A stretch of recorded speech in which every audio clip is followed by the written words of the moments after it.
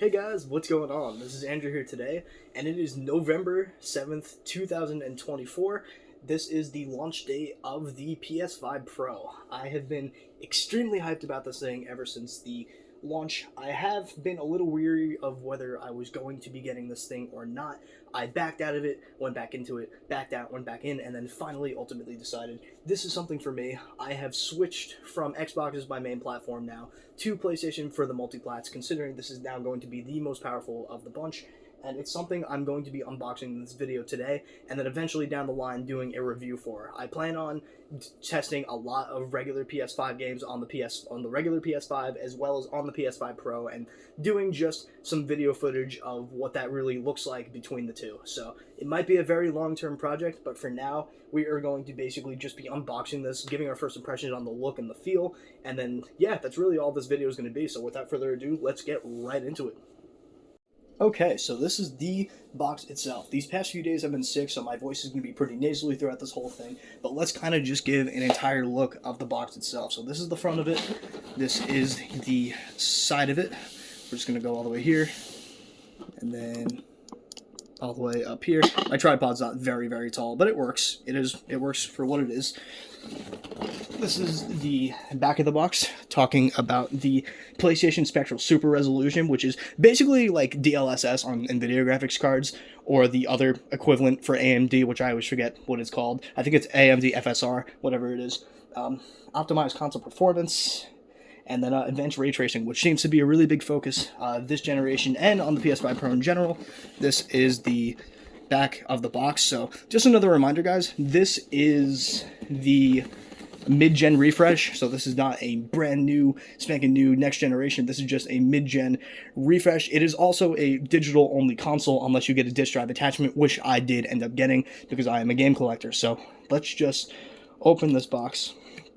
Funny enough, it says disc-free console on the top. I really wish they would have just included the disc drive, but whatever. Not a big deal. Would have just been nice, though. So Sony now has this garbage little paper seal that breaks, and customers will get angry at me because they think that I opened their console, but in reality, it is literally just Sony making terrible seals on their newer systems and controllers and all of that. It never used to be like this, but now it is. Whatever. The box looks nice when I take the thing off, and it doesn't have a lot of residue left over. So usually, just like with every other PlayStation 5 console, the outer shell is really just a little shell. So we're going to flip this thing upside down a little bit and just let it fall out, just like that. We'll put the thing back in its shell later, but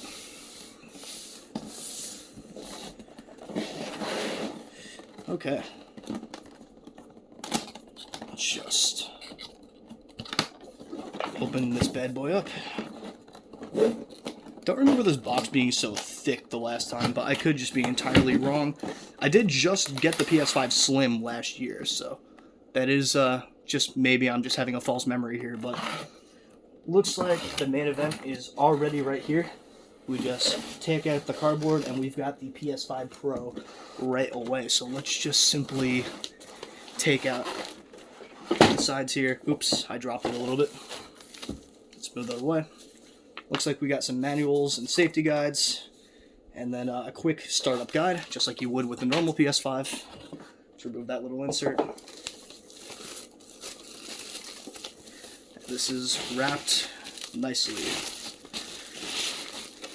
So, this is actually pretty light. It's heavier than the Slim, without a doubt, but overall pretty light, and honestly, I literally just was holding my Slim not too long ago.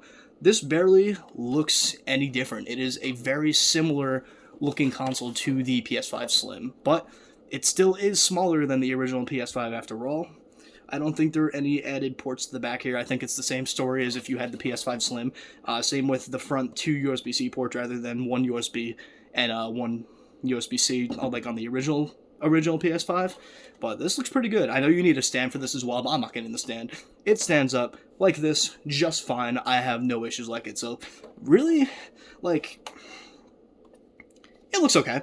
I don't think the extra spikes are badass by any means. I think they look normal to me. Not a really crazy deal to me, but that's that. Let's move the PS5 out of the way.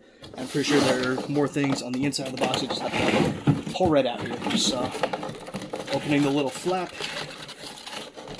We've got the HDMI cable, which I imagine is HDMI 2.1.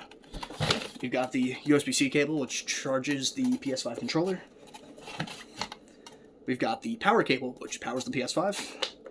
And, of course, why wouldn't we have this? We have the PS5 DualSense White, which this is my 4th PS5 that I've opened.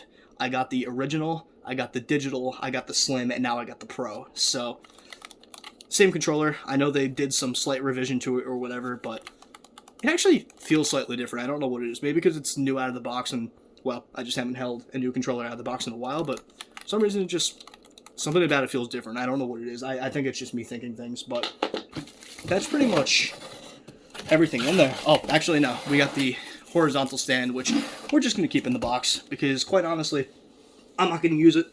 And just in case I do end up needing it, I will end up just opening the box and finding it, because I think I ended up losing the horizontal stand for my Slim, and I probably will end up using that thing. You know what? Now that I think about it, I'm going to need this for the Slim, because I'm keeping my PS5 Slim, and I'm going to put this and use it for the entertainment center, so that's going to work out. I'll do that for the Slim. But other than that, we can just... I'm terrible at undoing things after I just did it, but I think I'm doing this right. Even if I'm not, it's not a big deal.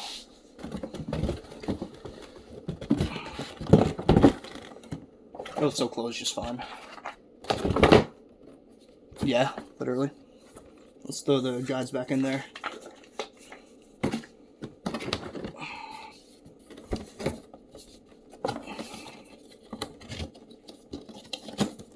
And just like that, let's throw this back in its protective skin, which I didn't rip this time. If you guys remember from my PS5 Slim unboxing, I accidentally ripped the PS5 last time, which was kind of funny. Oh, you know what? No, I did rip it a little bit, but whatever.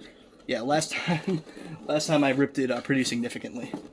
So let's try to get this in there nicely, if I can. I don't know if I will.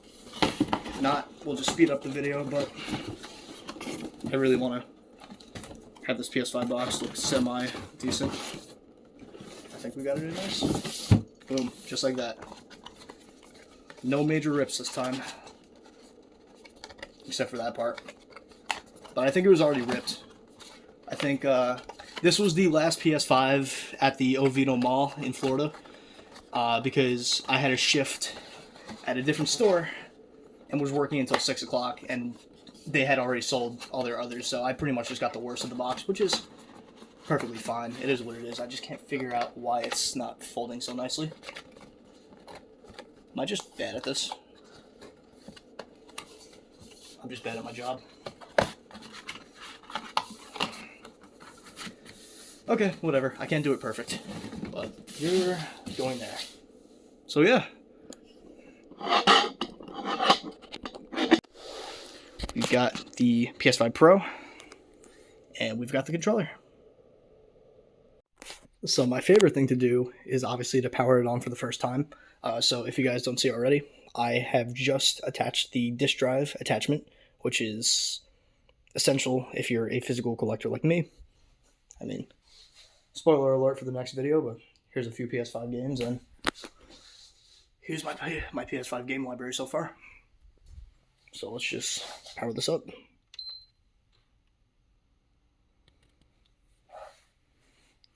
be really funny if the TV didn't turn on. Oh, it's turning on. It's a monitor actually, but still. Same concept.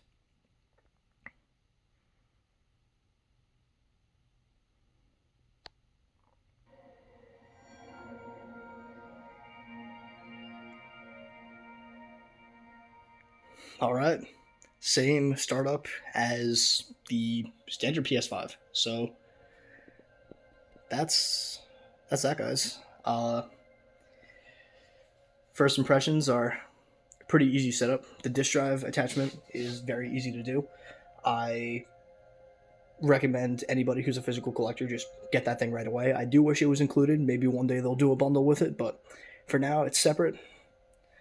But I'm going to be playing this thing, testing some games on it, and in the next coming weeks or maybe months, there will be a big review on this thing. So thank you guys for watching this video. I will see you all in the next one, and wish me luck. Hope I'm going to have some fun.